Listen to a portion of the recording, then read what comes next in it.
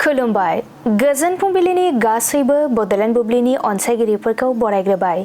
दिनै 5 मार्च बृहस्पतिबारनि फान्जामुथिखौ फरायथिनो लादों आं उदांस्रि मुसाहारिया। फान्जामुथिनि गिबियाव दङ मेष राशि। गोसोआव अहंकार साननाया सोमजिगोन, नोंथांनि जिउआव खैफोद लाबोनो हागौ। वृष राशि। मोनसेनि उनाव मोनसे जेंना सोमजिनो हागौ, गाज्रि सान। मिथुन राशि। नखरनि सुबुंनि गेजेराव बाथ्राफोरा गोरोबज्लायनाय नङा, दावराव दावसि सोमजिगोन। कर्क राशि। गोसोआव थुलुंगानाय फैगोन, सिगां फारसे आवगायलांनो हागोन। सिंह राशि। नंखाय दायाव गोग्लैनांनो हागौ, जेथो गोनां सान। कन्या राशि। राङारि मुलाम्फा जागोन, नखर सुंनायाव हेफाजाब होनो हागोन। तुला राशि।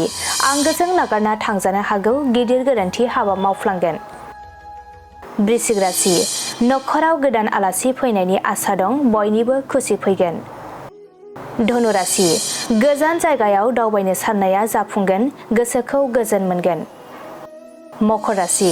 बिसि फिसायनि गेजेराव दावराव दावसि सोमजिगोन, गाज्रि सान। कुम्भ राशि। गोनांथार मुवा खहा जानो हागौ, जोथोनै बाहायनांगोन। मीन राशि। आंगोनि गेजेराव अनलायनाय सोमजिगोन, खुसिजों साना बारलांगोन। दिनै सानसेनि राशि फरायथिनायाबो एसेनोसै। आसा खालामो नोंथांनि दिनैनि साना मोजाङै मोजां थांगोन, बेखौ बडलेण्ड बुब्लि नखरनिफ्राय मिजिंथिबाय। गोजोन्थों।